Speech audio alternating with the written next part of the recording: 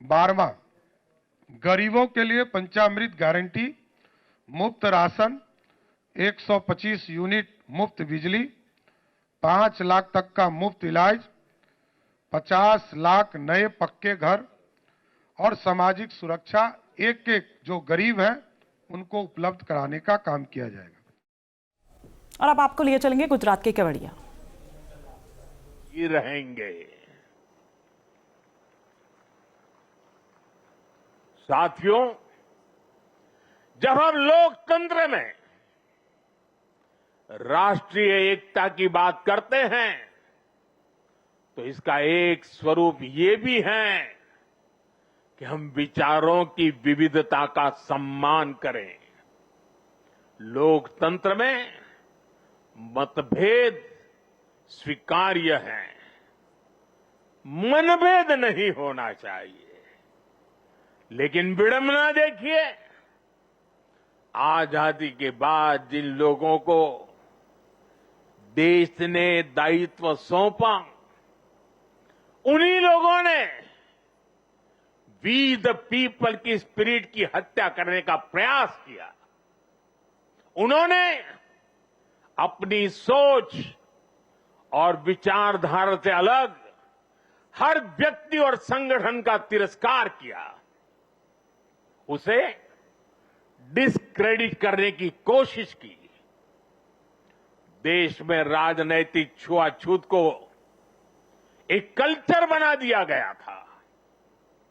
हम सभी को पता है, कांग्रेस सरकारों में सरदार पटेल और उनकी लेगेसी के साथ क्या क्या हुआ है। इन लोगों ने बाबा साहब आंबेडकर के साथ जीते जी और उनके जाने के बाद भी क्या किया, नेताजी सुभाष चंद्र के साथ क्या किया, डॉक्टर लोहिया और जयप्रकाश नारायण जैसे लोगों के साथ भी कांग्रेस ने यही किया। इस साल राष्ट्रीय स्वयंसेवक संघ के आरएसएस के 100 वर्ष पूरे हुए हैं। संघ पर भी कैसे कैसे हमले किए गए, षड्यंत्र किए गए। एक पार्टी, एक परिवार, षड्यंत्र किए गए। एक पार्टी, एक परिवार के बाहर हर व्यक्ति और हर विचार को अछूत बनाने की भरसक कोशिश हुई। भाइयों और बहनों, हमें गर्व है कि हमने देश को बांटने वाली इस राजनीतिक छुआछूत को खत्म किया है। हमने सरदार पटेल की स्टैच्यू ऑफ यूनिटी बनाई। हमने बाबा साहब के पंच तीर्थ बनवाए। दिल्ली में बाबा साहब का घर, उनका महापरिनिर्वाण स्थल कांग्रेस के दौर में उपेक्षा की वजह से दुर्दशा का शिकार था। हमने उस पवित्र स्थल को ऐतिहासिक मेमोरियल में बदला है। कांग्रेस के समय में सिर्फ एक पूर्व प्रधानमंत्री के नाम पर म्यूजियम था।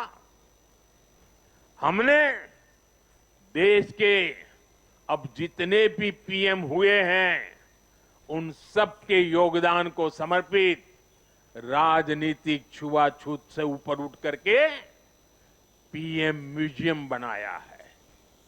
हमने कर्पूरी ठाकुर जैसे जननायक को भारत रत्न दिया।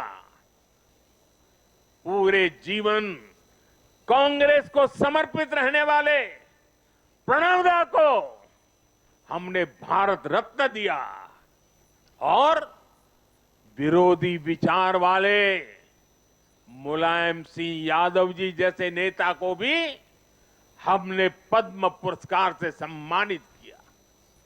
इन फैसलों के पीछे सोच यही थी कि राजनैतिक मतभेदों से ऊपर उठकर देश के लिए एकजुट होने की भावना मजबूत हो।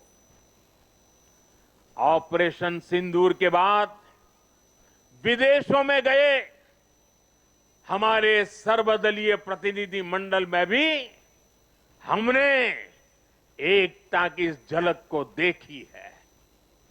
साथियों, राजनीति हितों के लिए देश की एकता पर प्रहार की सोच ये गुलामी की मानसिकता का हिस्सा है। कांग्रेस ने अंग्रेजों से केवल पार्टी और सत्ता ही नहीं पाई, बल्कि कांग्रेस ने गुलामी की मानसिकता को भी आत्मसात कर लिया था।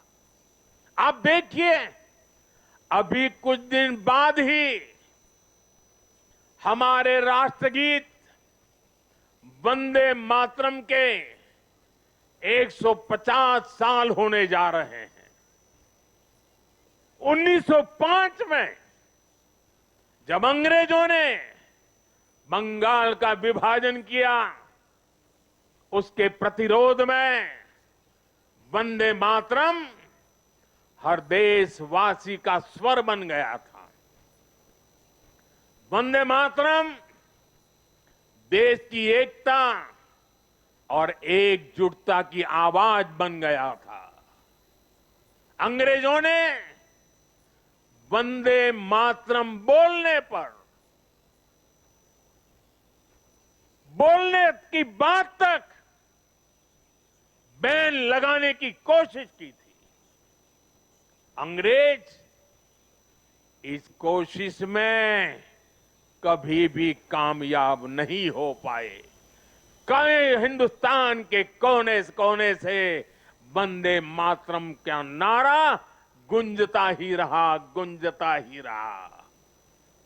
लेकिन जो काम अंग्रेज नहीं कर पाए, वो काम कांग्रेस ने कर दिया।